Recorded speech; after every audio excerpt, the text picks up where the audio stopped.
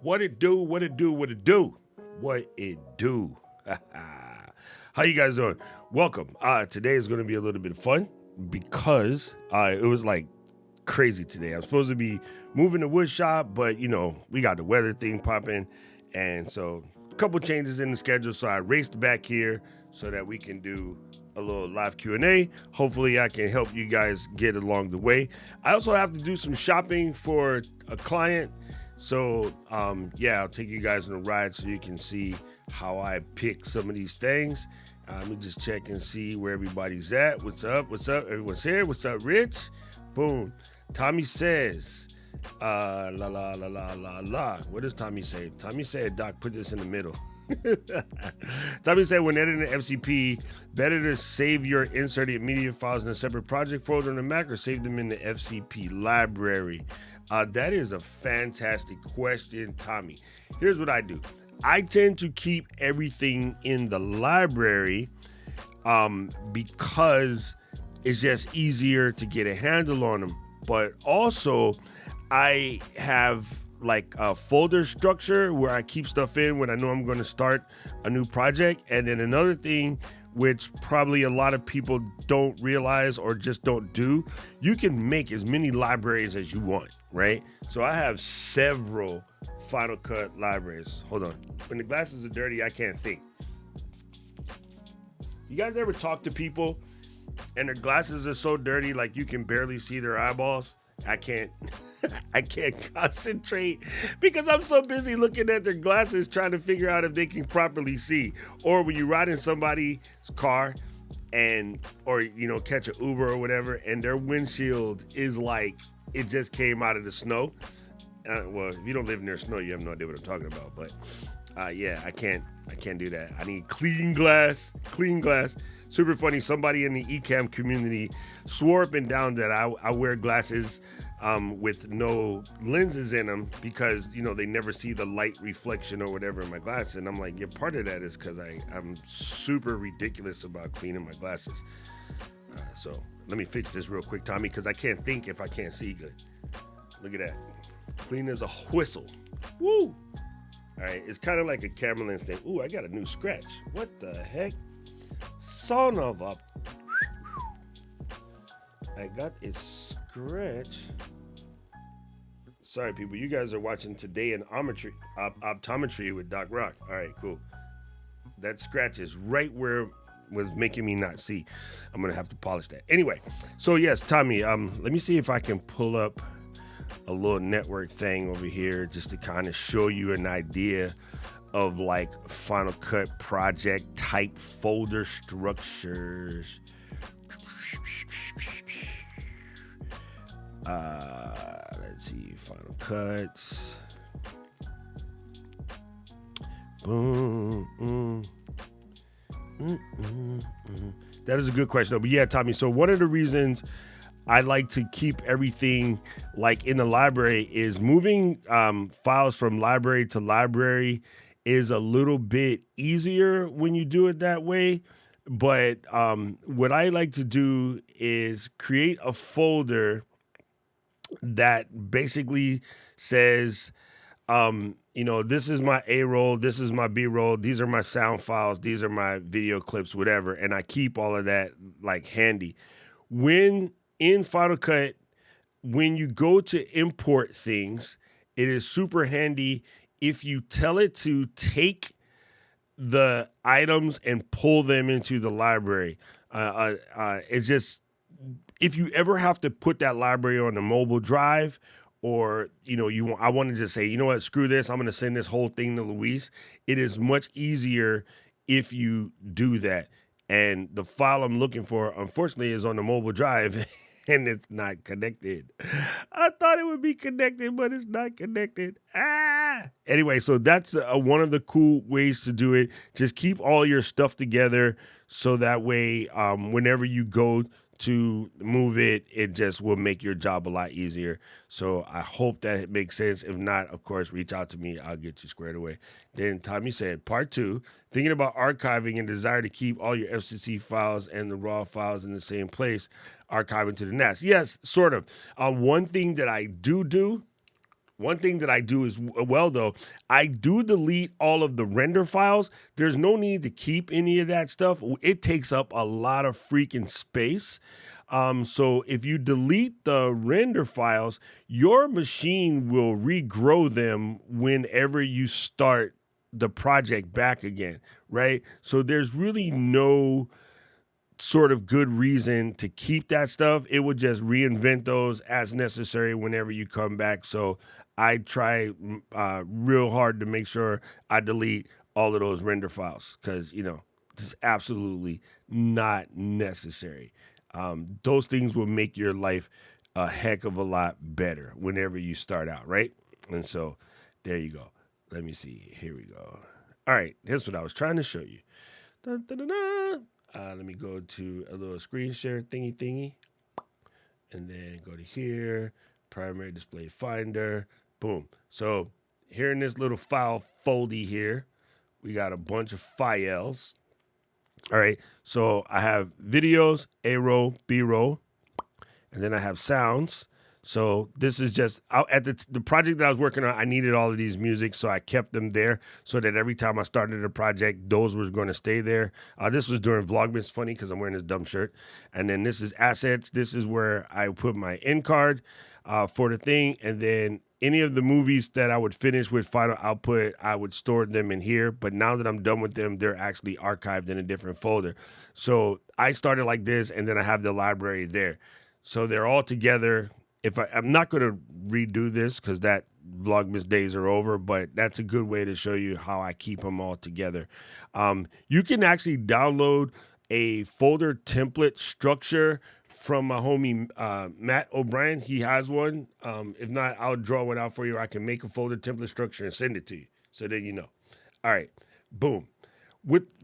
Renee, what does it do, homie? With Resolve pushing so hard, does Apple have to pick up the pace on Final Cut for feature updates? That is such a fantastic question, R2, and I've been wanting to fight this fight a lot. Here's the thing. Those of us that use Final Cut like every single day, we definitely have some creature comfort things that we want, but I don't think any of us are dying to jump and switch to Resolve other than to get the bump in YouTube videos you get anytime you take a hot take at Apple, right? So if I was a hot take kind of guy, I could totally make content on switching to Resolve and then do like 14 videos about Resolve and how Apple sucks and blah, blah, blah. And you know exactly what would happen with all those videos. When the client sends me work to have to get work done, I'm going to do it in Final Cut. Why? Because I've been using Final Cut since version 1 when I was an employee, and I just know the program inside out, upside down, backwards, sideways. When someone is stuck with 20 minutes to eat and they've been taking all the culinary classes in the world, right? They're almost finished, being at the Culinary Institute of America. But when you tell them you got 10 minutes to eat and they open the refrigerator and there's bread bought within the last 2 days, jelly and peanut butter, they'll make a peanut butter and jelly sandwich. Or they'll make a grilled cheese sandwich and tomato soup. Even the culinary exquisite, extraordinary people, when pushed with a time constraint, default back to what it is that they know and that they can accomplish really quickly. So yes, Resolve is dope. Resolve is also not going to take out the people that really, really care about Final Cut. And yes, I do wish there's certain things that they would fix in Final Cut. And I really don't know why they're dragging their butt on it. I think the number one thing that everybody wants just to have, and you know this from being a phone person, right? Being the person who wrote phone blogs from, day one, Samsung was very feature oriented. And Apple was this has to be real. So I'm just going to be reductive as possible, and I'm sorry for that, but it makes sense. When people are looking for a mate in their 20s, They go down all the features. Oh, they're hot, got a nice body, dresses really nicely, extremely polite, blah, blah, blah, blah, blah. As you get older, you realize those features don't mean jack if they can't properly be implemented into excellent human being. When you get older, you look for fully baked features, aka personality, aka purpose, life, direction, ambition, all of the above. Will they make an excellent partner in the long run? This is how Apple dates. This is how Samsung dates.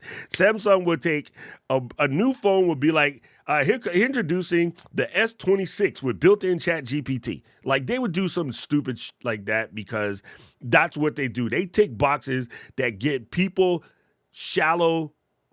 I hate to say this in a mean way, but it's the only way I can think of it. I don't mean it the way you think I mean it, but they take shallow people and get shallow people to buy it because it came with a freaking pencil or because it had like 7 lenses on the back.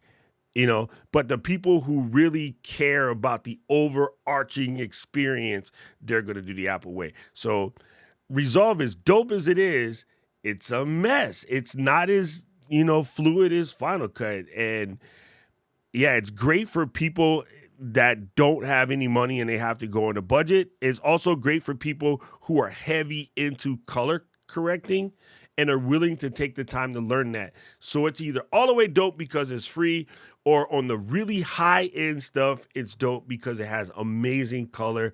It handles 8K really well. It does a lot of cool stuff. But I don't think Apple has anything to worry about. The one feature box they need to check just to shut everybody up is they need to generate Final Cut Pro for the iPad so they can tell everybody to shut the up about it.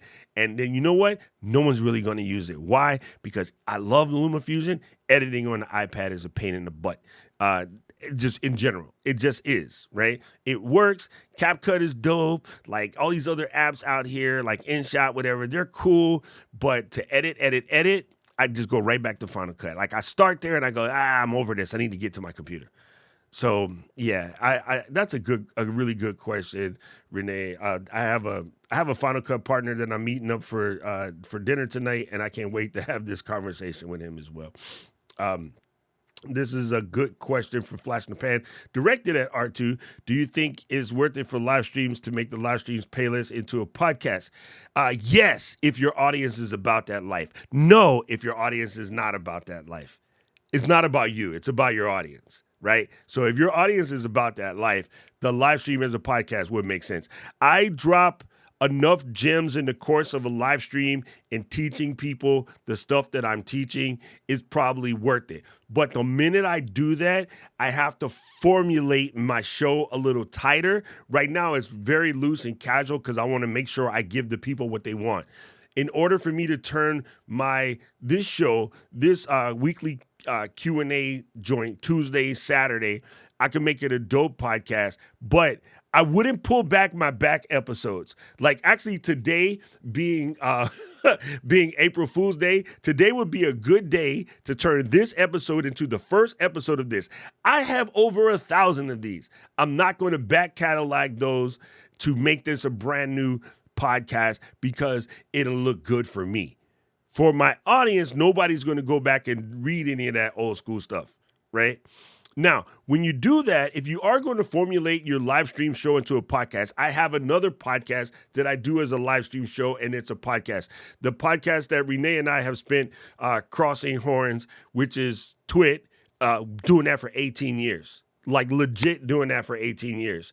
So, but it's formulated to be a standalone show, right? You can't just formulate it to wing it. So to everybody that has the same question as Mr. Pan, I love that name, by the way. To everybody that has the same question, if you're going to formulate your show as a show and keep it like tight and sort of, have some boundaries, by all means, flip it. If you're just going to do the casual type of live streams that India and Diana and myself tend to do, no. The stuff that DJ Strick does, absolutely. Right? So there you go. Good question.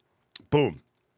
Is it smart to have separate? I don't Rich, just because of the drama. But man, my Google account is locked down tighter than a. Never mind. I can't think of anything that isn't hyper vulgar for that. Anyway, yes, I'm really tight on checking my security. I always go to security.google.com and check to make sure my security is tight.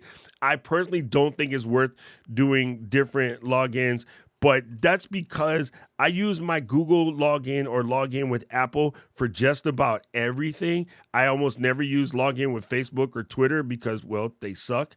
But yeah. Renee said the same thing. Don't like editing and results, but the color correction and grading is fire. 100%. I wish we would get that level of color correcting and stuff, but you know what I do now? Edit it in Final Cut, and if it's something I'm doing for commercial work, I color grade it in Resolve. So yeah, I'm with you, man. I'm with you. There you go. Thank you, Paul. That's what I was looking at. But yeah, fantastic question, Tommy. Tommy says, well, let me read what Sammy says first. You could always edit in Final Cut. Yeah, that's what we, never mind. What's up, Sammy? How you been, Jedi? So does FTP library save the imported files to the library, or is it just a segment of the imported video used into the project line? Here we go. Let's do this. Because Tommy is not from Missouri, but he's obviously one of these show me kind of cats. This is just a button you press, Tommy, when you do your import. You know what's funny? I don't think very often do I do imports. I just cleaned this project up, so this is going to be a little messy, but I'll show you. I don't do import very often. I drag everything in. I'm a weirdo like that. Let me go to this, and change this to Final Cut Prizzo. Yay! Super funny. I literally just deleted the content for this particular situation. So if I come over here and I hit the old Command I, you get a little box like this. And then on the sides, you have one section.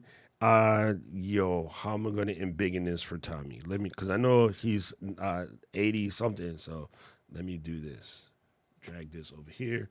Boom. This is the thing you got. All right. So you have, there's a camera source thing tripping over here. Why is there a camera source? Let me delete that. Sorry. I'm just having problems with the way my face looks. Camera source. Delete. There we go. Anyway, so copy to library, leave files in place. I copy to library. This is just me. Some people leave it in place, but I always press copy to library. If you press this, everything will come with you, and then you're good to go.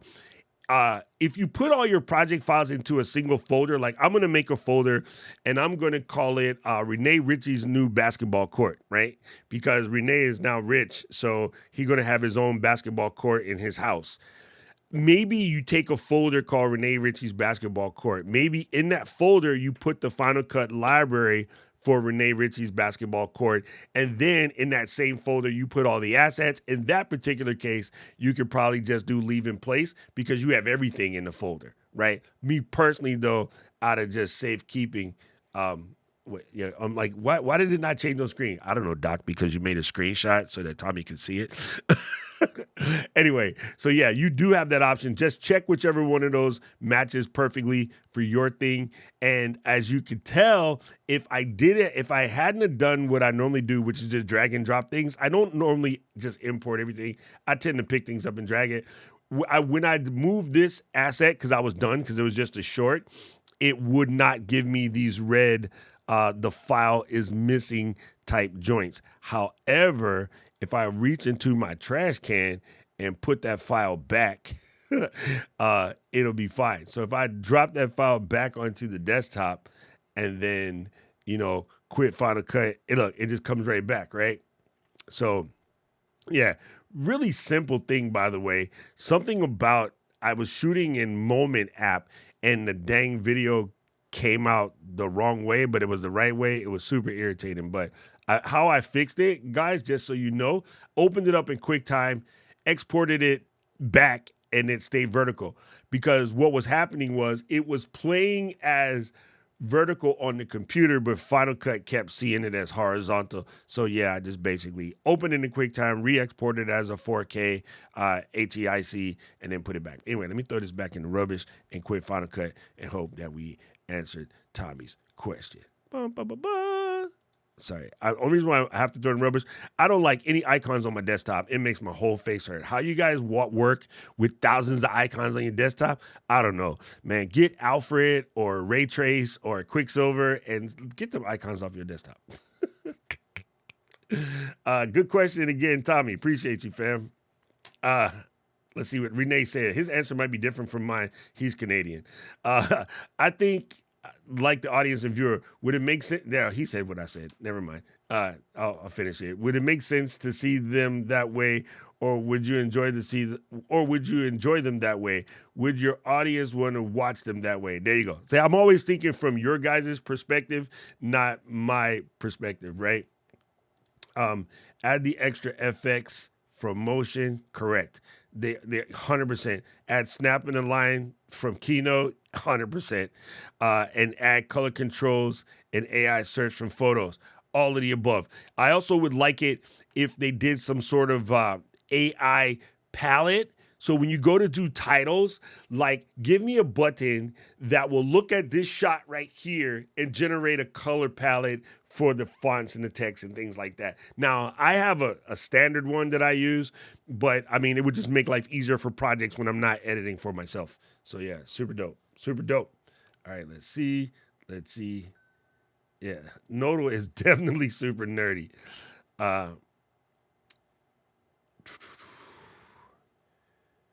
Yeah, no, it's okay. Let me cover this real quick, flash in the pan, because I think the one thing that's going to mess people up right now is, yes, YouTube podcast is fantastic. It's going to put a monkey wrench in everybody's plan. But let's make sure we cover something right here. At this moment in time, do not stop what you're doing with Apple Podcasts, Spotify, Amazon, Stitcher, iHeartRadio, all of that stuff. If you have a podcast aggregator that sends to all of those places, keep doing that. Send the audio-only versions there. For YouTube, do it as a separate thing. Just like for Anchor, if you don't record an Anchor and you have a video podcast, you have to upload it manually to Spotify. It's okay, though. Do it, right? But what you don't want to do is just think, I'm going to do this on YouTube right now and just ignore that, because you're going to muck up what you already got. That being said, Kai has already stated that RSS is coming. I'm going to repeat that. I'm going to run that back again. Kai has already stated that RSS is coming to YouTube podcasts, right? When? Who knows? Does it matter? Not really. Everybody tripping? Yes. Why? Because everybody wants everything to be so easy and nobody wants to do any work. We're not talking a lot of work. We're talking a matter of about 5 extra minutes of work, if that. 5 extra minutes if you're crazy slow about it. Like 2 extra minutes if you are quick about it. So, but everybody wants everything done for them nowadays. Nobody wants to work, and everybody wants to expect greatness without doing any work. So that's why, so many people want to do it the way they want to do it. But trust you me, once YouTube completely fixes it, here we go. Now, I got this as secondhand knowledge from Pat, but Pat talked to Kai directly. So it's coming. It is absolutely coming. And Renee, you don't have to get yourself in trouble by saying anything you shouldn't say. Okay. Now here's the other common question that's going to come up is, should you make a whole brand new channel or whatever? And this is the other thing I want to make sure everybody gets before the question comes up. If you expect the audience for the podcast to be the same target audience as your regular channels, absolutely. Same audience, same channel. Different audience, different channel. I just want to cover that before anybody asks that question. Boom, boom, boom. It's true, right? And it's not that Blackmagic falls into the Samsung category. Blackmagic is very good at making product that works for the very particular audience. What muggles don't seem to get through their head, Resolve is not new. Resolve kind of predates Final Cut, right? The Resolve that you guys know as Muggles is newer, but they've had Resolve from Da Vinci Resolve from before. Black Magic kind of bought into that and brought that product to their lineup.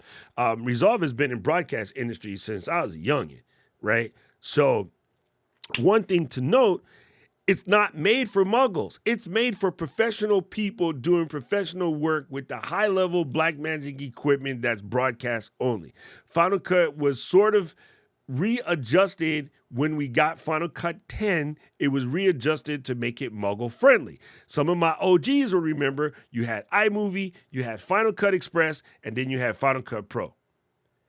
Somewhere at Final Cut 10, they decided to take iMovie on steroids, aka Final Cut Express, and blend that in to Final Cut Pro to open up the market, because the Canon GL1, GL2, Sony PD150, FX900, VX1000, because the consumer level camera was getting dope. And the 5D Mark II wasn't even out yet. But the consumer level camera was getting dope. Panasonic JVC also had things in that foray.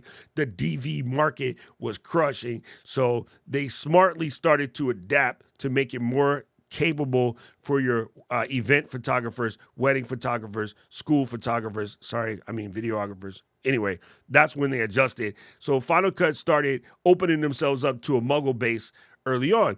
Avid was completely inaccessible to muggles, right? Media Composer, completely inaccessible to muggles, right? Resolve, completely inaccessible to muggles. Final Cut getting popular made everybody goes, oh, maybe we should pay these kinfolk some attention. So what Resolve did, Blackmagic bought Resolve and made it free. Because prior to that, Resolve was like an $8,000 program. So there you go. Boom. Listen. Who cares what people like? What does Sammy like? I don't use S-Log 1, 2, or 3. I shoot everything in S-Cinetone and don't F with it. Because I'm going to say this in the nicest way possible, Sammy, because I love you.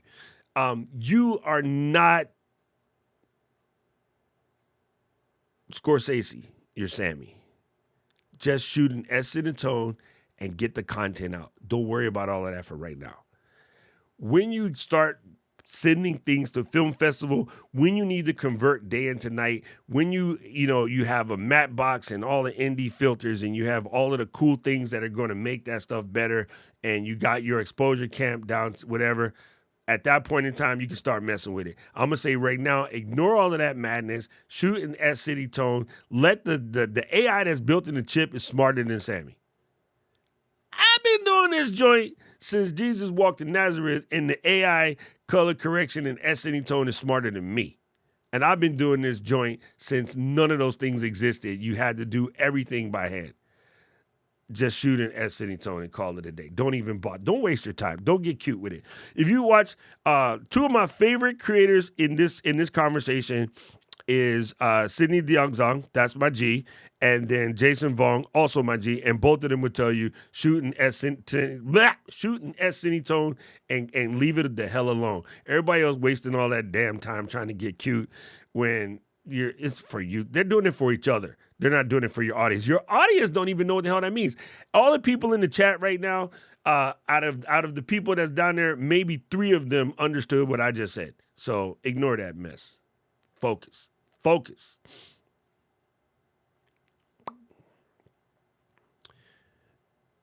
Yeah, there you go. Exactly.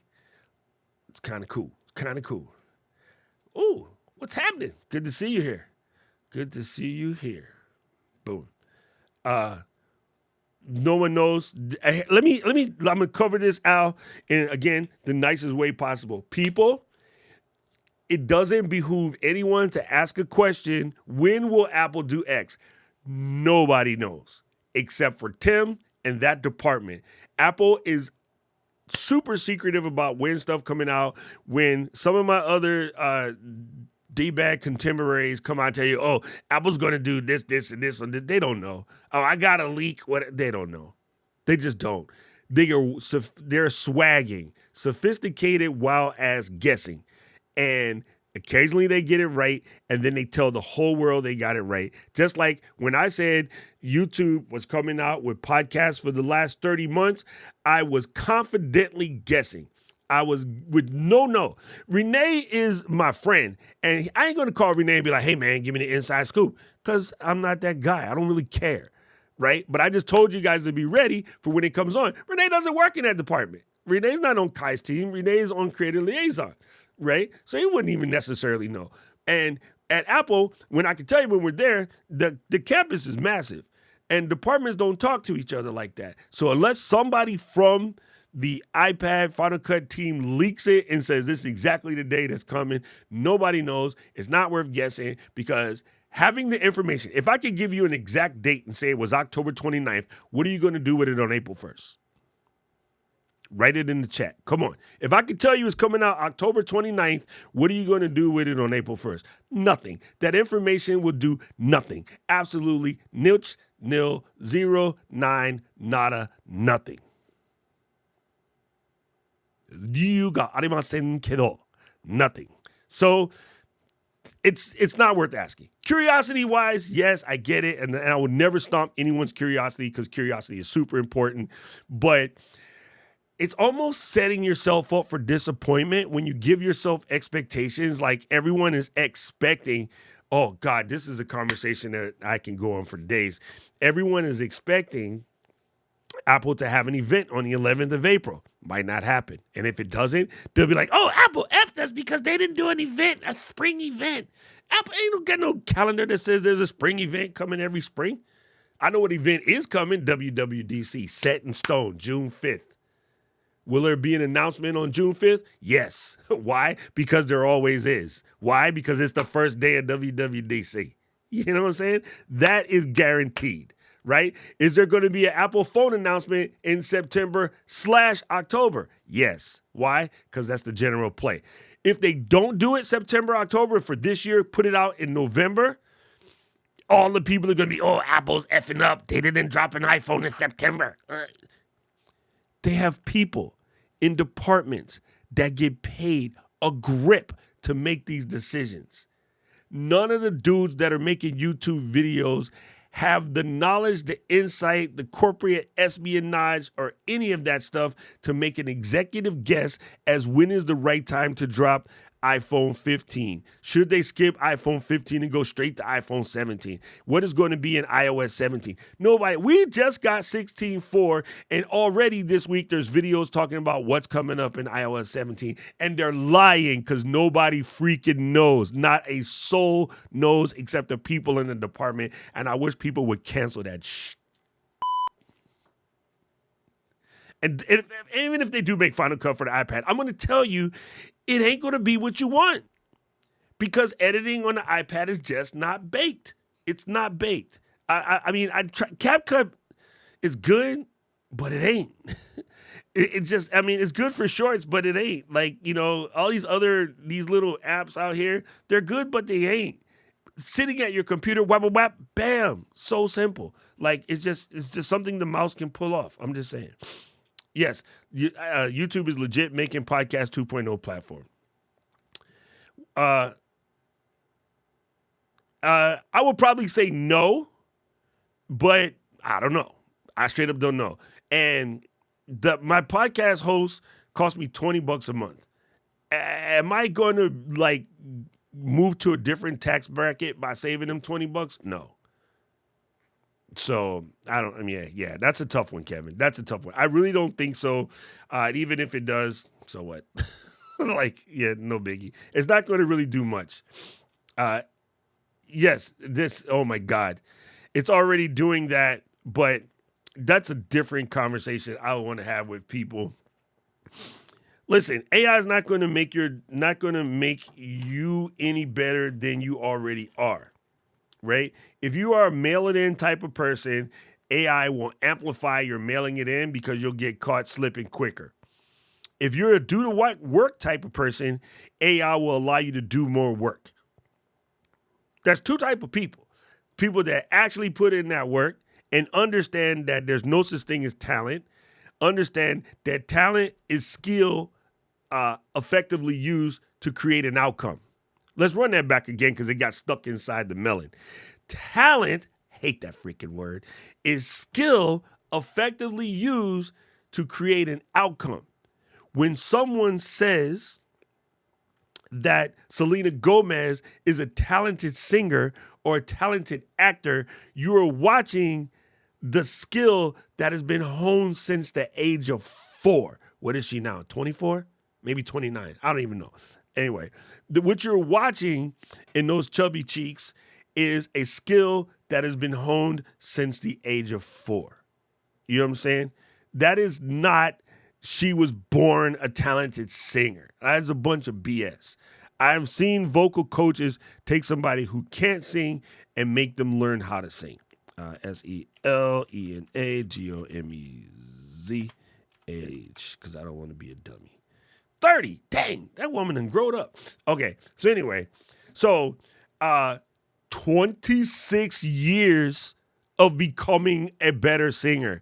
26 years of becoming a better actress. That's where the talent comes. Why is Meryl Streep the dopest? Meryl Streep been in 5,100 movies. You know what I'm saying? Why is Kevin Costner one of the dopest? Kevin Costner, Harrison Ford, these kids been in hundreds of movies. Tom Hanks, hundreds of movies. That's why they're talented. You know what I'm saying? And people act like, oh, it was an overnight. Ain't no damn such thing as an overnight success. You know what I'm saying? You want to see an overnight success, like leave some grease in a pan overnight and you have successfully made a mess. That's about it. Oh, God. All right, I'm trying to catch up now. I'm trying to catch up. Sorry. Yes, keyboard shortcuts. Without that would be boom. Thank you. Right. What device is everyone's favorite? Their next one. 100%. Just curious how many hosts that don't have video hosting baked in. So it seems like the workflow you will stick. You know what? Like, I'm going to stick to Captivate even if YouTube pulls it, because Captivate doesn't have video baked in, and I don't want them to have it baked in. I kind of like having it separate. And even if YouTube flipped that button tomorrow, I'm not going to 86 Captivate. Just not going to happen. What video podcast distribution service and analytics is out there similar? None. They just ain't. But I'm going to say this again. This is going to sound... let me put this to you guys. I don't intend to be mean here, right? I just want to be as factual as possible and not powder coat stuff, because I just want to be the one person. I want to be the friend to remind you that your feelings ain't facts. Okay? The only people that need to worry about analytics is when you have a sponsor that requires it. The majority, and I mean 2% of all of the podcasts out there are probably monetized. Let's be nice and call it 10. 10% of the 2.5 million podcasts out there are monetized. So that means that 90% can just ignore their analytics because it doesn't do nothing. What you should do is ask your audience, how's it going? What can we improve? What do you want to see next? How can we make this doper for you? And do what your audience wants.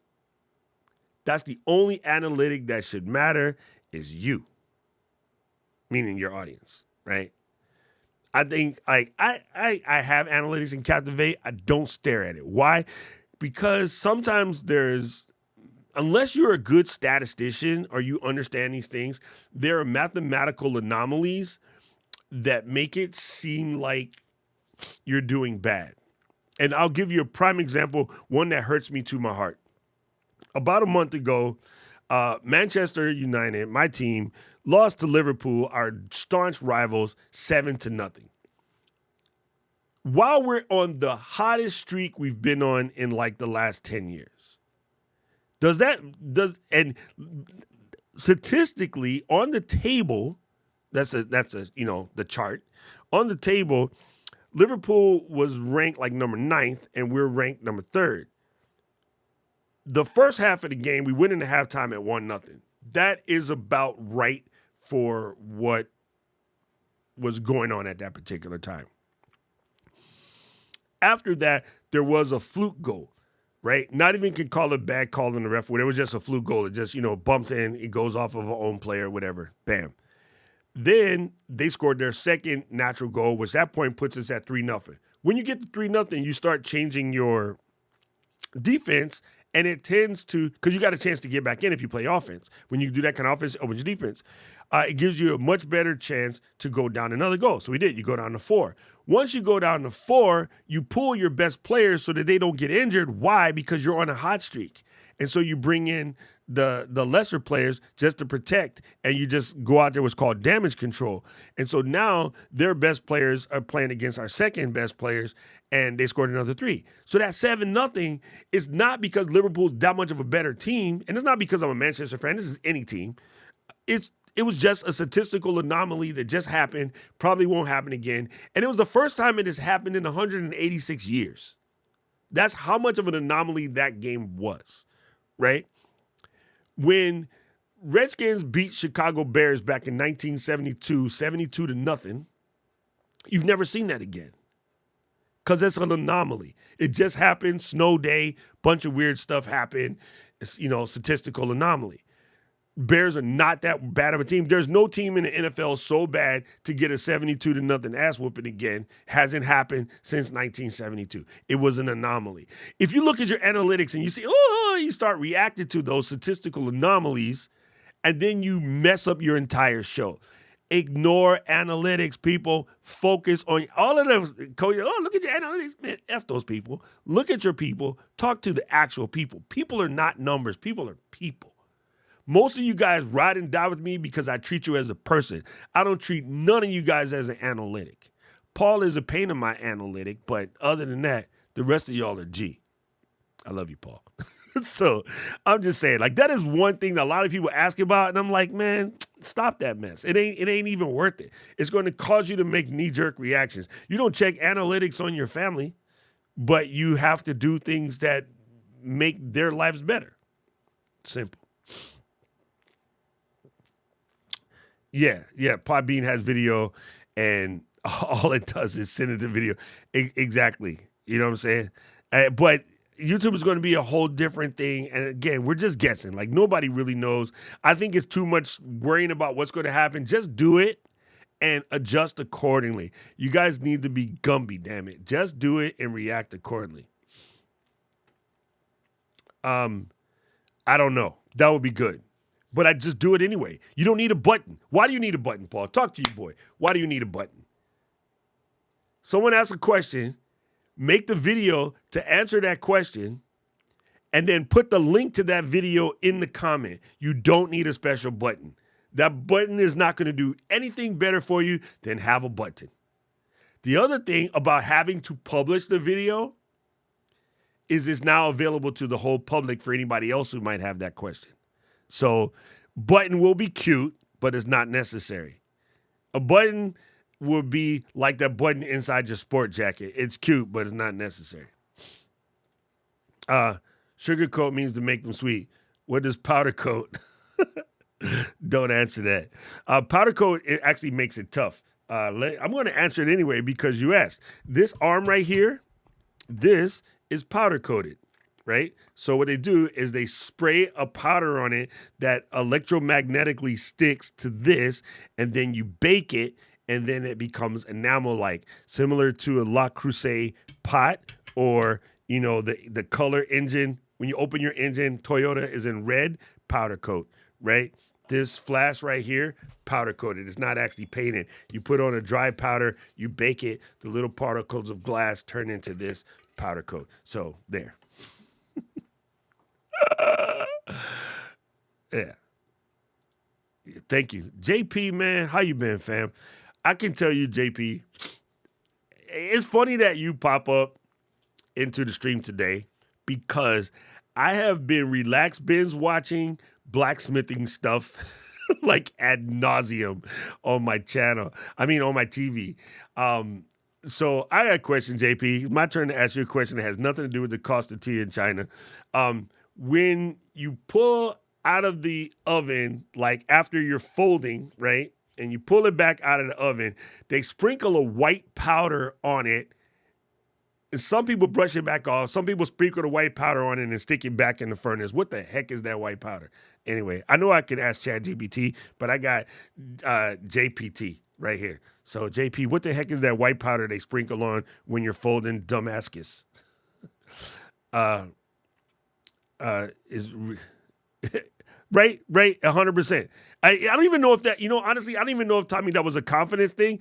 I think it was just a statistical anomaly, and it happens. You can have like ridiculous, even it happens in football, basketball, happens in all these sports, ridiculous back to back touchdowns over like a touchdown, then you go to kick it, the person fumbles the kickoff, you score a touchdown, and then you go to kick it again and throw an interception on the first play, score a touchdown. Next thing you know, you're up 21-0. And you can't practice that. You can't plan for that. You can't make that happen. Those are just anomalies.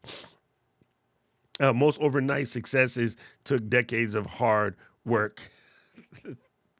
Thank you, Todd. Thank you, Todd. Listen, Paul. Listen. Look, the two Pauls are ganging up on me right now. You know what I'm saying? Yes, Aubrey, this is the most important thing I can tell any business person, any creator. You've got to be Gumby, man. You got to be flexible. I'm Gumby Diamond. You got to be flexible as possible. So many people want to be stuck in their ways and talk about how they feel about this. How you feel about it is nothing. Like, I'm not heartless, but I also don't make emotional reactions to business-oriented things. And I would say this all the time. I have this constant fight with a couple of my friends because they are very emotional about their business practice. And I'm like, you got to get rid of that. You can't be emotional about your business practice. Do I love my people? Yes. That's a different level of emotion. But like AI is coming out. Oh, I feel like AI is going to make it horrible for creators. Like that's an emotion, not an opinion. Because they start affecting like how they operate with the new tool because of the way they verbalized it. If you said, sounds crazy. If you say, I feel like if I feel like AI is going to be horrible for creators and it's going to hold them back and this stuff, you're setting a feeling. If you say, I think creators need to be cautious about AI so they don't slip into lazy patterns, that is making a thoughtful assessment. You won't your brain, your body, your actions will not stick to that. Why? Because thoughts can change, right? Feelings are much harder to change. When I say to you, I feel I hate freaking broccoli, yo, you ain't going to make me figure that one out. Not even Compassionate Cucumbers Vegan Podcast can make your boy eat broccoli. That tastes like period. And it smelled like period.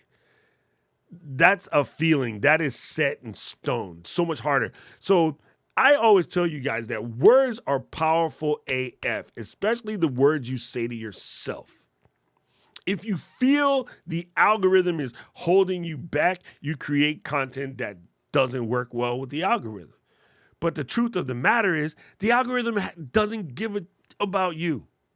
The algorithm is designed to work the best for the viewers and for the advertisers. The algorithm is not designed to help you as the creator. It is designed to help the viewers and the advertisers. That being said, it would be stupid to squelch new creators. New creators are fired up, energized, whatever. They tend to hustle a little bit different than the baked in the wool cats. So the algorithm's not out to get small creators. One of the dumbest comments ever mentioned at every single conference about video. That's just a horrible business practice. If you think in the mindset that everything's out to get you, everything looks like a hammer. If you think you're a nail, everything is a hammer. Be a mother hammer. I beeped the wrong word. Yes, be like water. If you put water into a cup, it becomes a cup. If you put water into a bottle, it becomes a bottle. You must be shapeless, motionless be water, my friends. Bruce Lee. It can flow or it can crash. It would be nice as a service that you upload a video podcast, blah, blah, blah, blah. Those services exist. Let's cover this right now. Those services already exist. But again, you're thinking about it from how can I make this easiest for me?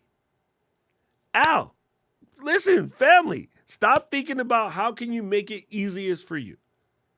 Those services already exist. BuzzFeed, Buzzsprout, not BuzzFeed. If you want that, Buzzsprout has it for you. Blueberry has it for you. Podbean does it as well. Just Google it. There's 1,000 services that do that. What does that have to do with anything? Nothing. It already exists. Your host probably does it already unless you use Anchor, and Eileen's going to hate me for saying this. I think Anchor sucks donkey. I just don't like it. And Jared uses Anchor. Eileen loves Anchor. She has a whole show called Anchor. Tell you why it's good. But if you use Anchor, then you have to go put your video elsewhere.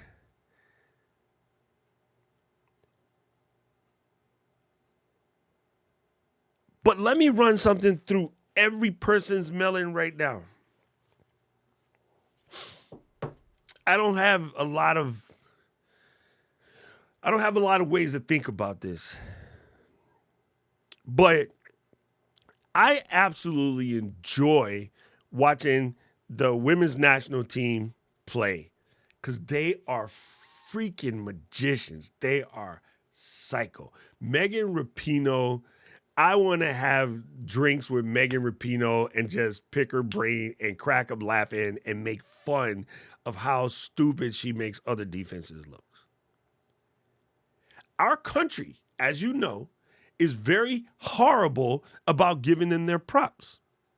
So their stuff isn't often properly televised. Their stuff isn't advertised, whatever. But when I know that U.S. Women's national team is about to play, I search for where they're going to be. How can I watch it? Do I have to buy this stream? Why? Because I love it that much. When I go to Japan, I always have to go find myself a bottle of Yamazaki. It is extremely popular. It's sold out at a lot of places, so you have to hunt for it. So what do?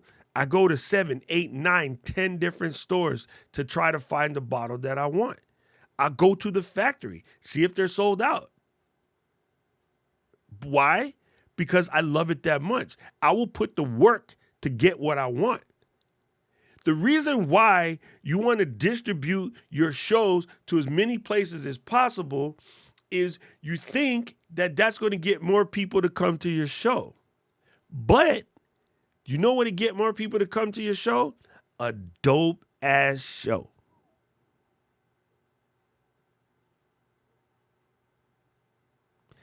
I can distribute a good show on one platform and one platform only. No Apple Podcasts, no nothing, and people will come and get it. This was proven by Radiohead. Right? Radiohead, back in the day, released an album that was only available through a website. No Target, no Apple, no iTunes, no Amazon, no Sam Goody, no Waxy Maxis, no Bob's Record Store, nothing. It was only available on their site, and people went and got it. Like, they did 1.2 million downloads on the first, 2 days or something. If it's good, they're going to come into it. So I can tell you right now, according to analytics, the majority of the people listen to our show currently on Spotify, the second being Apple. All of the other stuff that I send it to, Stitcher and iHeartRadio and Deezer and Pandora and all of that, don't even get a single listen. So who cares if I found a distribution platform that distributes it to everywhere. There's actually a good one that Nikki uses called like Mega or something that would send it to everywhere. But really? Like, ask yourself this question. How many listens do I get right now? And how many more listens will I get if I stuck it on Stitcher? I mean, we're overcomplicating this. All of the things that everybody should be thinking about is how to make their show better.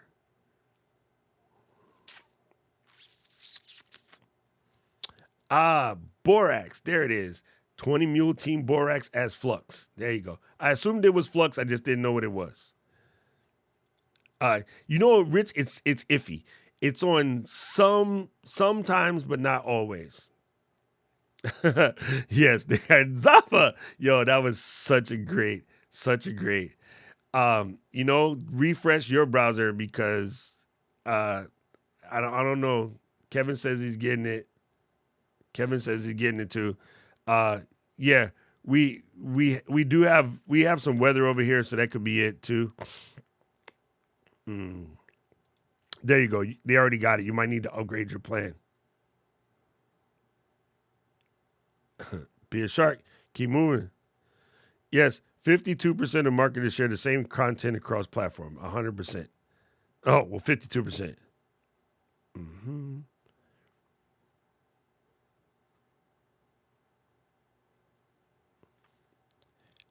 Yes, I did get that email. I just didn't even look at it because I just try not to think of it. Boom. 18 years worth of hard work. Yeah, I got it. I figured it out. Borax. There we go. Fill the dreams. This is true. It's just, yeah.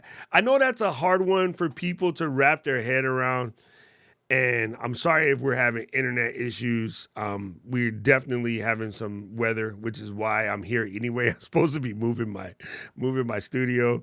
Let me check my bandwidth and statistics though, because I got the fancy internet. Yeah. Ooh, it's sucking wind. This is bad. There's sucking wind. Let's try something real quick. What if I do this? Will that make it better?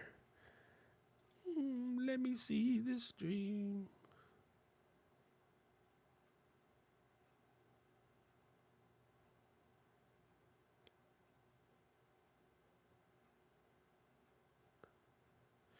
Yeah, YouTube is just being kind of a YouTube is kind of being a little bit iffy today, but we'll just continue to march because it is acting dumb. But there is nothing sending traffic out on my end. Let's see. Let's check it. Check it. Check it.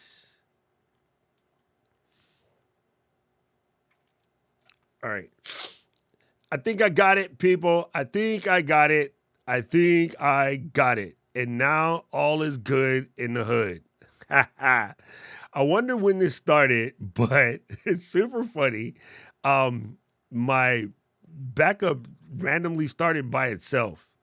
So there must have been a power glitch because of the weather. And one of the things that triggers is it triggers my backup to double check itself. So that should solve that problem. Wow, look at there. All right, cool. We can stop blaming Spectrum. Yee-hoo. Anyway, I hope through all of that stuttering, I got my point across. Much of you waste too much time on the non-performing platforms. Yes. Please don't do it. Yeah, thanks, Rich. Thank you. That was really weird. I didn't even notice that happening. So let me I'll go and recapitulate my system and make sure that doesn't happen again. One of the biggest reasons for distribution of so many aggregators is because after Lincoln Zero more work, yeah, no, it is zero more work, but it's not, you don't have to bend over backwards to make it happen. That's the kind of stuff you can just do when you have time, right? As long as you're sending to Apple, Spotify, YouTube, Amazon, everything after that is just gravy. And cool, Captivate does it. You just press a button, it covers everybody. But Captivate doesn't do video. And I don't care if it does video because the only places where anyone's going to watch video is YouTube and Spotify. Apple took it out of their podcast thing. It used to be there. It used to be there back in Apple TV 1. But they took it out. Because why? Why would Apple take video out of their setup? Because not that much folks was using it. Everybody watches their video podcast on YouTube. The number one podcast player in the Bomba Clock planet. YouTube. Always has been, always will be. Nobody else even close. So Apple is like, let's focus. Listen to Marie. Listen to Marie. Apple's like, let's focus where it counts. Since nobody really watches video on our side, we're just going to 86 the video side. Leave it to YouTube. Let them do what they do. McDonald's ain't going to all of a sudden start slinging cotton candy. It's not what they do. They try a bunch of dumb stuff. In Hawaii, they're doing guava cream pies right now. Really weird. But yeah, I think that as long as you got your top four covered, the rest, boom. It's just a thing. Like we're making it harder than it should be. People, I like to think. You know why I'm such a genius? Because I do stupid stuff. I don't try to do extra complicated stuff. Prince did the same thing. You can only get his album from his website. Yes, you're correct. 100%. There you go. That blip was because Backblaze decided to start backblazing. Yo, Repel Room, what it does. How you been? Long time. Yep, YouTube and Instagram really got my attention. That is a great plan. I still have a Podbean account, Kevin, by the way. I never canceled it. I kept telling myself to cancel it, but I didn't cancel it. I got to find real quick. Nikki was talking to Sean at Content Marketing World, not the name of the show. What was this show? Social Media Marketing World. Nikki was talking to Sean, and she said the name of a thing that aggregates your podcast to all of the different places at one time, and I forgot what it was called. So I'm going to hunt it real fast. Ooh. Okay, let me see.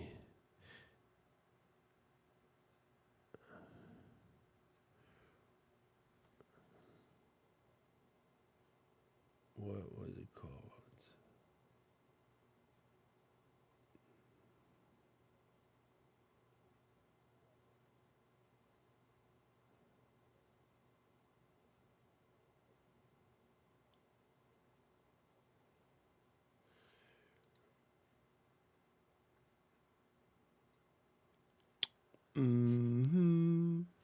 He didn't make a separate chapter for that one. Why? SC. Oh, turn off these captions so I can find it quicker.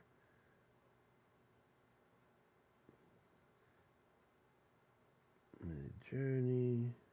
Megaphone. There it is. I was close. I was like mega something. Megaphone. Pow. The audio level dropped because I was covering the microphone while I was searching. That's why. It's funny. I don't know what they named the name of this site, Megaphone, and when you search for it, all I get is megaphones. Let me do this.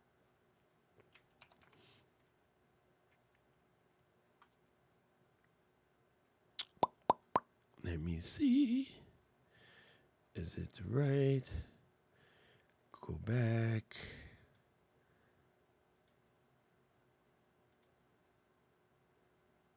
No, that's not it. See, Sean, you didn't link it.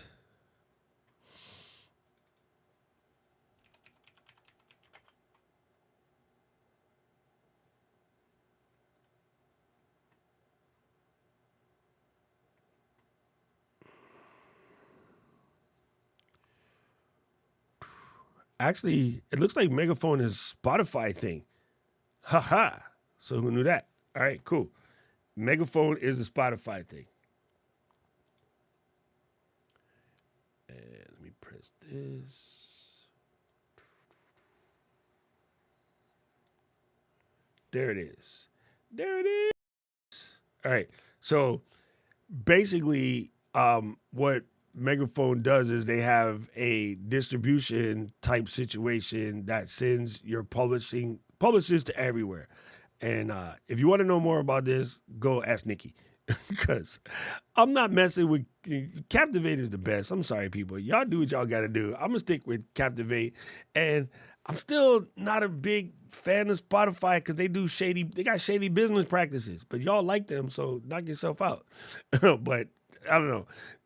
Companies that do shady stuff after that, I just ain't really got it. Thank you, Rich. I'm over here looking for it instead of reading the comments. Oh, yeah, there you go. There you go. That's what I get. I was over here, Isho Kenmei, searching my butt off, and what I could have done was just look at y'all. But yeah, so it's a Spotify tool, and yeah, it's just I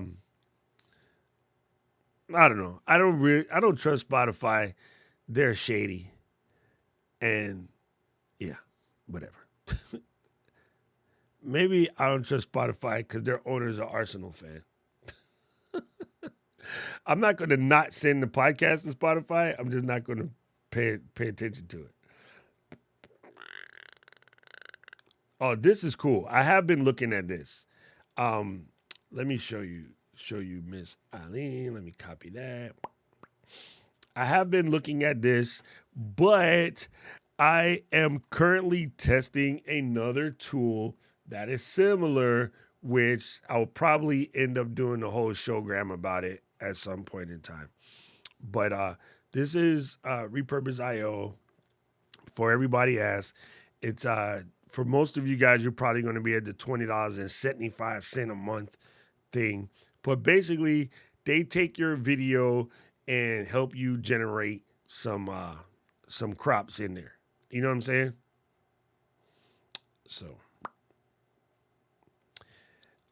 I am on Podchaser. Podchaser. Podchaser. Yes, Podchaser is dope. It's like a little directory for your thing so that, you're kind of like IMDb. Let's see what they say about me. I don't know what to say about me. Boom. There's my old podcast there. There's that weird Nigerian dude that comes up in my stuff. I haven't been filling out my thing lately, so I need to come back in here because, yeah, I have a bunch of stuff where it has me because I got to add all of my recent Twit updates, but they're in here, right? So you get the Mac Show, the Hive podcast. I need to add like 2 more of those. These are other podcasts that I've been on, but I haven't added my recent Twit stuff, and I'm gonna be on Twit next week, so I need to go in there and add those. But yeah, and they have a service where you can pay the service and it'll do it automatically. But for me, I just do it like this. But I have over 371 um, guest appearances on podcasts. Funny. So yeah, I need to go in here and add some more stuff. But boom. And they're like swimwear, Podchaser. Yes, I'm working on another tool, and then I will show you guys. This boom. Listen notes.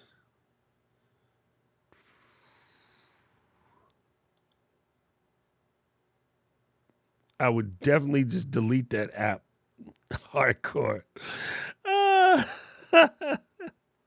Yes. Oh yeah, video is cool. I actually our Ecamm booth was next to these guys in Cleveland when I went to that show like right after I was visiting you, Rich, and this app is actually pretty dope. I think it's VYD. I think it's VYDIO video.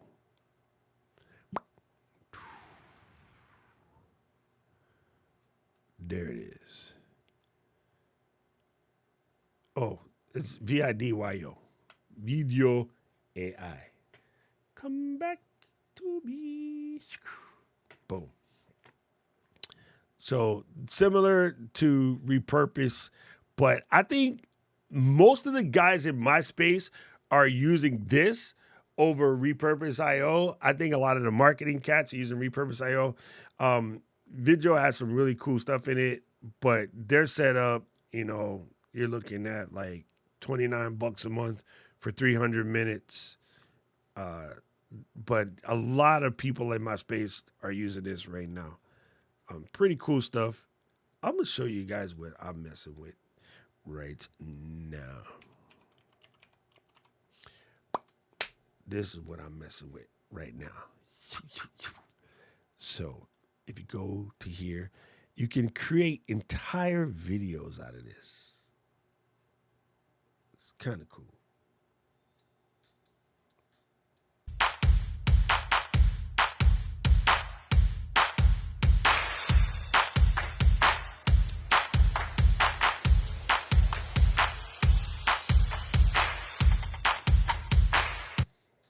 I better stop that. You know why? Every time, hey, stop this. Oh, it's not letting me stop it. Go away. Go away. Switch pages.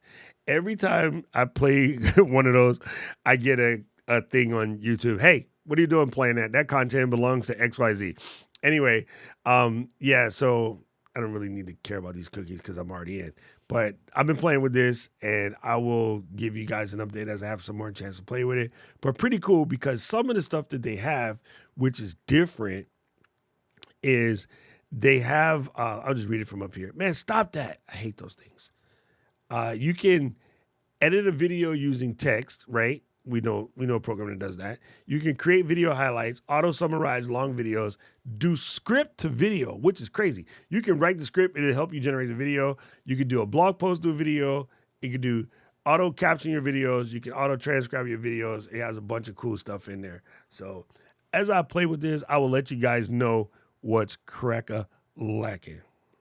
But I really like that beat. 75 versions. All right, cool. Good to know.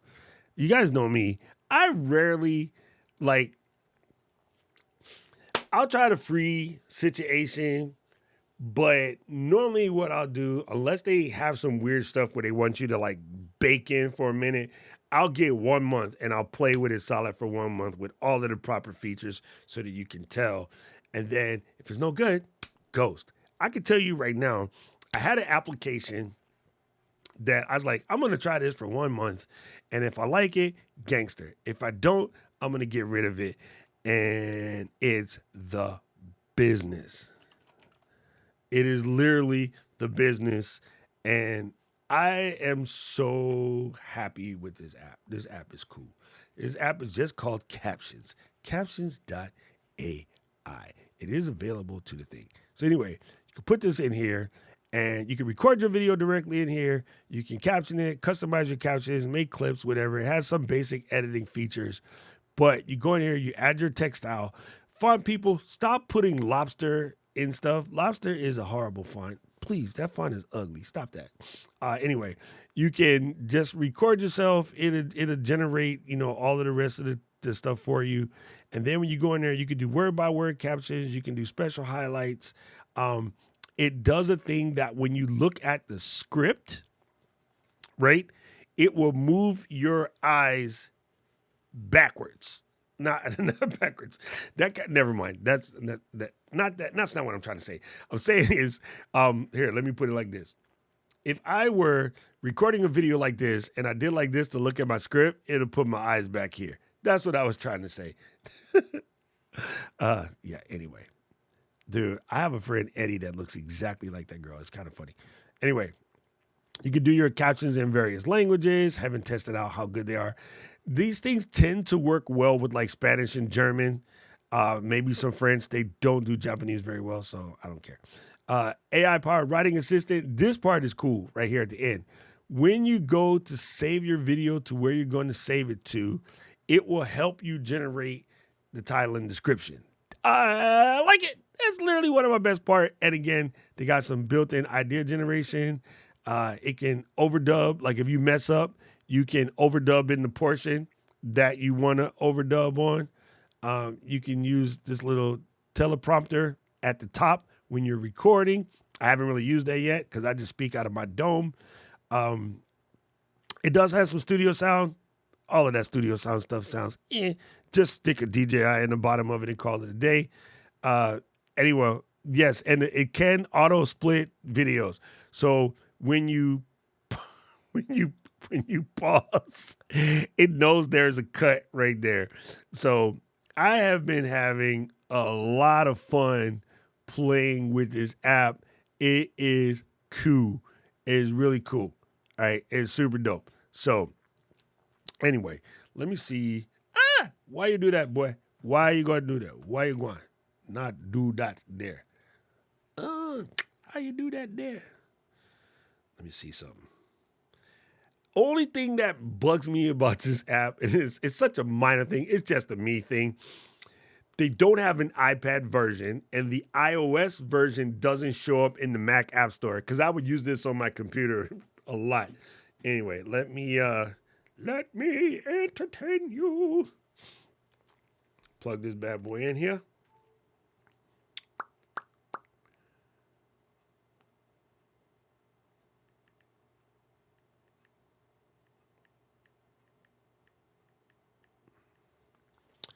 Quick note, I might have told you guys this before.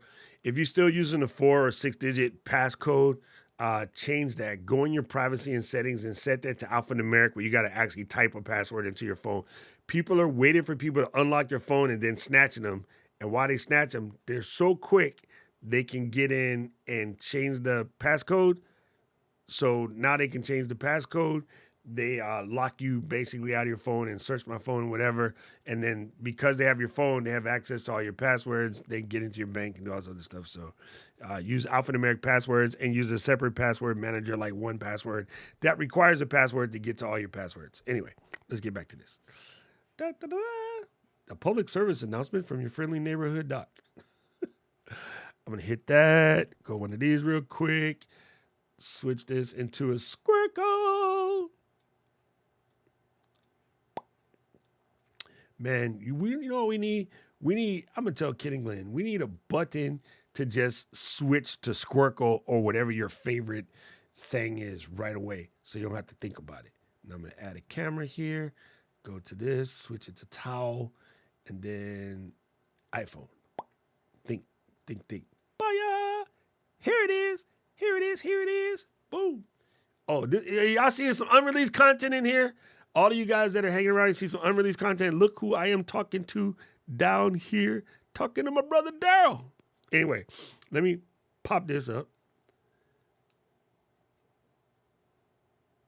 You see? So look, I just hit that. All my captions in here, so I can do like whenever, right? One of the things I can do is up here. This doesn't really make any sense, but I'm going to just show you. Hit one of these, bam. Right? So I get a clock on my thing. So whenever I'm at a conferences, doing live streams, whatever, you can kind of scroll through. You see all your captions in there, right? That's all in there like swimwear. You can do auto edit. This project is already edited, so I don't have to worry about it anymore. But let me hit auto edit. I can say I want AI captions, AI eye contact. It's rendering. It's moving my eyes. It's moving my eyes. What if you wear glasses like Greg? Can it move your eyes?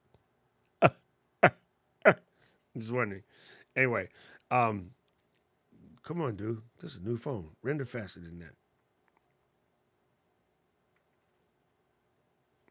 that. Oh God. Yo, that's super funny.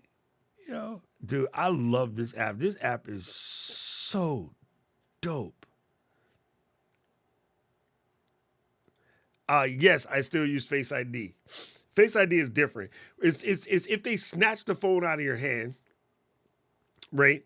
It's very easy to remember a 4 digit or 6 digit number. So what they do is they have one person talking to you, distracting you. Normally a femme fatale or a dude fatale trying to distract folks. And then while they're doing that, that's the first time I did this. I didn't realize it was going to take this long. Anyways, while they're doing that, the person is watching you, unlock your phone a couple of times. They got your 4 or 6 digit memorized. It's very simple, right? So once they have that 4 or 6 digit thing memorized, somebody else walks by and snatch your phone. They already know what it is. They only need those 4 digits to change it to another simpler 4 digits like 1, 2, 3, 4, but now you're completely locked out of your phone. So even by the time you get a phone out of your friend's hand to lock it with, Find My iPhone or, the sort of remote lock type situations, it's too late. You're already out of there. So if you switch to alphanumeric, you don't have to worry about people snatching phones out of your hands. Super common in places like Brazil. Yes, it does have script on screen too, and I don't know what this thing is doing. Anyway, I'm going to cancel that because it's taking too long. You could stick in AI images, which will stick in images that are pulled in from pixels. Wow, that was quick. You could have an auto trim, auto sensor. So if you say, I have to turn that on, right? And then you could also have it auto emoji, which I hadn't tried. Let me do that real quick. These are my emojis, timings page above. I like that. Okay, cool. Oh, let's do freeform. Let's give it the opportunity to do its own thing. I kind of like that. So basically, it has redone my situation. I could go in here and select my text color, or like I was talking about Final Cut earlier, I could come here and say, select the AI color scheme, and it will generate one. I don't want to mess with that at the moment. And then you can do different formats for your video, right?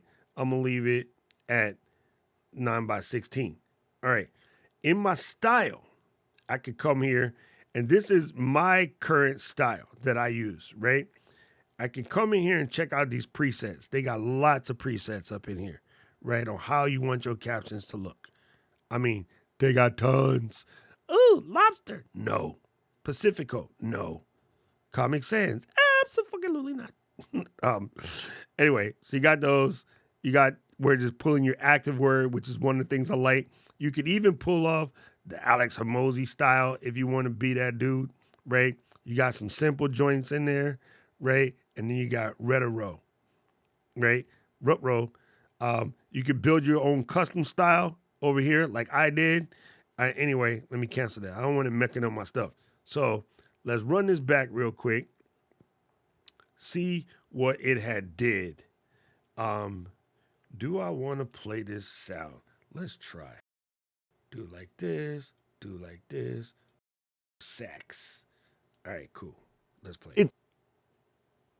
It's like a cheat code. They say, give the people what they want. I did it like 3 times today. Whenever I'm at conferences, doing live streams, one of the questions whenever I ask content creators, hey, what are you struggling with? I'm struggling with content ideas. I don't know what to create, or when I finally have time to create, I can't think of what to create. Sound like you? Let me show you how to solve this problem. It's like a cheat code. Check into your comments, check your DMs. Whenever somebody in your community asks a question, turn that into a video. Answer that with the video. Never mind typing another long email. Answer that with the video. Those questions are guaranteed also being asked by somebody else in your community or someone you haven't met yet. Turn those answers into videos. That, my friends, unlocks endless content ideas. Do it. I did it like 3 times today. It's like a cheat code. They say, give the... I'll tell you what. I don't like the auto emojis just popping up all kind of ways. That is a little bit weird. But yeah. Anyway. That's really cool. So one thing I wanted to show you guys, if I click this little 3 joints at the end, look, it generated the title, it generated a description, even generated some requisite hashtags, right? If you go over here and create a new project, right? And let's say I want to create, you could create something brand new. So like you could generate a script with AI, right? So I haven't done this before. This is going to be live on camera. So template. You're going to do a TikTok or reel, a YouTube shout. Let's go for YouTube short. Okay. A few sentences to describe what do I want to write a short about. I want to create a short explaining to people why they should be using this app, Captions AI. I have had so much fun with Captions. I definitely think it saves a lot of time, and I would like to share that with people via a YouTube short with the review of this app. Don't type, people. Just talk. Why you gotta type? Just talk. Unless your name is Eric Mackler, and you gotta be like, nichts verstanden, Deutsch und Specken sind Lackens und Lurken. Sorry, Eric. Sorry, Eric. Anyway, so now we did that. I can add some keywords. Creator. YOUTUBE. Shorts. Not shirts, you idiot. Come on.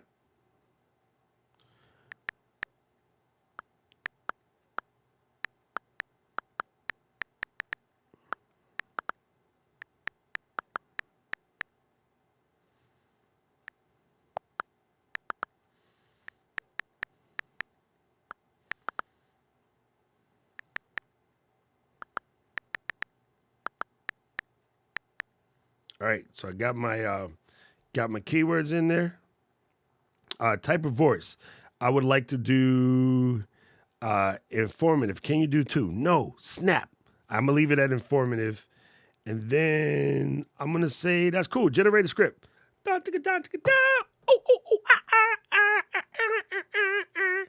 Making some magic. Making some magic. Face recognition. Can you imagine if it's done by humans instead of AI? Yep. That's funny, JP. That's super funny. I put the B-roll in, but it did try to stick those pictures in, and the pictures were similar to my B-roll. So I did put the B-roll in myself. Okay. It is calculating, and then now it's coming up with 130 some odd seconds. Fam, that's long. I'll leave it for now. We're not going to mess with these improvement. But let's read this here script. Everyone having a hard time thinking about good captions for your social media posts? Well, Caption AI is here to help. Caption AI is the perfect tool to help you create perfect captions for your Instagram, Facebook, YouTube Shorts, IG Reels, and TikTok videos. It takes the hassle and the guesswork out of it. All you have to do is enter a few keywords, and Caption AI will generate captions tailored to your voice and style. For instance, let's say you're looking to create a caption for a YouTube short. You can enter terms related to the content that you want to highlight, and Caption will instantly generate several captions for you to choose from. Plus, you can always go in and edit the captions for added personalization. It's like having Captions Writer on speed dial. Caption AI comes with a variety of templates for a variety of different posts. Whether you're looking for something witty, informative, or just fun, Captions has all kinds of templates to help you create the perfect caption. Damn, this is good. This is good. All right, so actually, here's what's crazy. 138 seconds is too long. Right? However, I think they're talking about that the way regular people read. Me personally, I read quick and I bang. But I would record this video and then maybe cut some of the parts out. But if I record it in 9:16, 16:9, I could definitely use the longer video and insert some show to show this app off as a regular YouTube video, but then I can take highlights of that and generate a short. So super dope, super dope. One of the things we didn't tell it to do was keep it tight. I guess also TikTok and IG allow for longer, so because I did have that check, maybe that's why it came out so long. So let's do something real quick. I do want to copy this script. Can I? Sexy, can I? Yeah. Sexy can. Let's copy this. I'm going to pop this in the drafts real quick because I like it. I'm going to mess around with it, make it better, but you know what it is. All right, so let's do what Rich said and let's try to do a record. Oh, come on. Come on. Use the captions recorder. Let's try this. I would like access to your camera. Why, yes. I would like access to your microphone. Why, yes. Hey, everyone. Having a hard time? Oh, come on. There you go, Rich. There you go. Oh, sweet. Sweet, sweet, sweet. What is this for? I don't know what that's for. I don't know what. Oh, don't flip the camera. That's dumb. Anyway, so let's try. I'm going to just record a little bit. Hey, everyone, are you counting? Anyway, hey, everyone, having a hard time thinking of good captions for your social media posts? Well, Captions AI is here to help. Oh, it lets you do it in chunks. It lets you do it in chunks. Shut up. That's even better. Come on. Captions AI is the perfect tool to help you create perfect captions for your Instagram, Facebook, YouTube Shorts, IG Reel, TikTok videos. It takes the hassle and guesswork out of it. Oh, it's even giving you the flavor. All you have to do is enter a few keywords and Captions AI will generate captions tailored to your voice and style. For instance, let's say you're looking at blah. For instance, let's say you're looking to blah. For instance, let's say you're looking to create a caption for a YouTube short. You can enter related terms to the content that you might want to highlight. And Captions AI will generate several captions for you to choose from. Plus, you can always go in and edit the captions for added personalization. It's like having a captions writer on speed dial. Caption AI also comes with a variety of templates for different types of posts. Whether you're looking for something witty, informative, or just something fun, Captions AI has all kinds of templates to help you create the perfect caption. When it comes to IG Reels, TikTok videos, Captions AI can help you make sure your content stands out and gets the attention it deserves. With this autocomplete feature, the ability to customize captions with emojis, that make no sense, GIFs, and hashtags. Captions AI takes the guesswork out of creating impactful captions for your short social media videos. Captions AI takes the guesswork out of creating impactful captions for your short social media videos. Let's try that again, Steve. Captions AI takes the guesswork out of creating impactful captions for your short social media videos. At the end of the day, Captions AI is about more than just captions. It's about creating content that connects people with... Let's try that again, Steve. Captions AI is about more than just captions. It's about creating content that connects with people that resonates with them. Wrong. I don't like this cut. Captions AI is more. Captions AI is more than. Captions AI is about more than just captions. It's about creating content that connects with people and resonates with them. Why was that so difficult? And it helps you do that quickly and easily. So if you're looking for an efficient way to create captions for your social media posts, I'd highly recommend giving Captions AI a try. What the heck is Captions AI? Did you guys see that? It saved me tons of time already, and I could... It saved me tons of time already, and... Jesus, criminy, you're a professional radio guy. It saved me tons of time already. Tums. Come on, Doc. It saved me tons of time already, and I'm sure it can help do the same for you.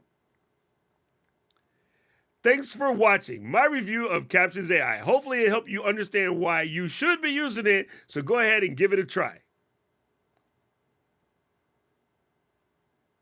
That's it. We did it. That was fun. Hey, everyone, are you counting? Anyway, hey, everyone, having a hard time thinking of good captions for your social media posts? Well, Captions AI is... Dude, that was hilarious. I can see now I'm gonna have to go in there and tighten that sucker up. But oh my God, that is crazy. That is really, really good. That is really, really good. Yeah, it's over a minute, but again, I can bring that into 16 by 9 and then flex with it. Uh yes, boom. Super good. It's on the phone, man.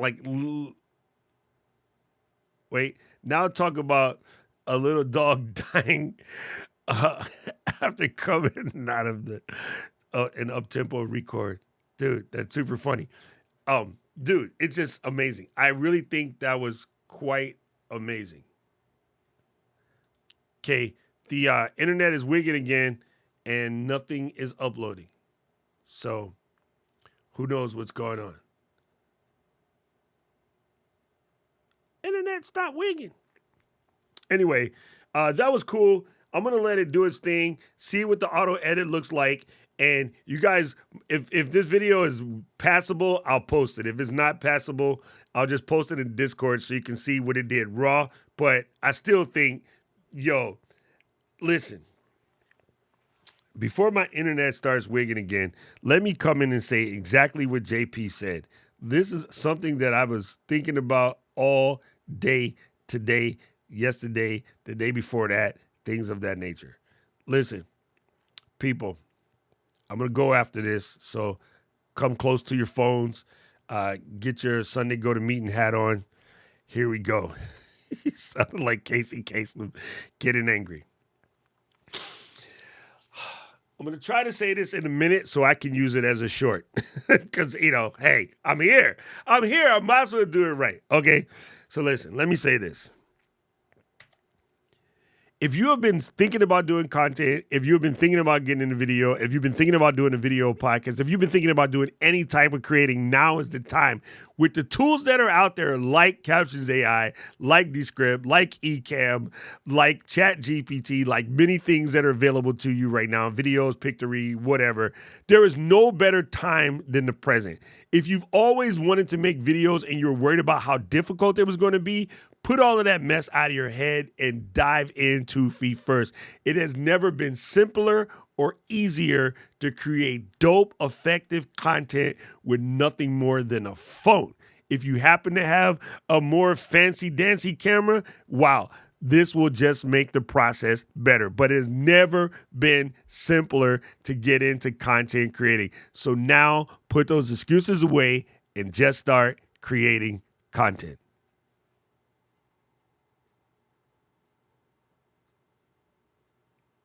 Mic drop. That's it. I'm telling you, JP, 100% true. All excuses be damned. There's been no better time than the present. So that's it. Anyway, gang, Tuesday, I will see you Tuesday. I hadn't even planned to be here today. I am going to go to the wood shop. So class people, no class, but that doesn't mean you guys can't meet and just talk amongst yourselves. I hope you guys watched the homework video I gave to you. And if I have time tomorrow, I will pop into the Discord and hang, but I got to go move a bunch of 4,000 pound CNC machine today. I really appreciate you. Yeah, man. Like seriously, if you guys come up with some app that is going to make all this content stuff easier, drop them joints in the Discord, family. Drop them joints in the Discord. I've also been thinking about jumping on this Get Munch thing. So somewhere between Pictory and Get Munch and videos, I will tell you which is the best. I am going to guinea pig them all on my next trip. I am leaving next week, Wednesday the 12th. I am leaving to go to Vegas. I'll be in Vegas and Boston until the end of the month.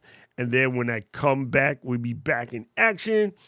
Just keep hammering away, people. You guys, like seriously, no better time than the present. None whatsoever. I'm just saying, it's kind of gangster.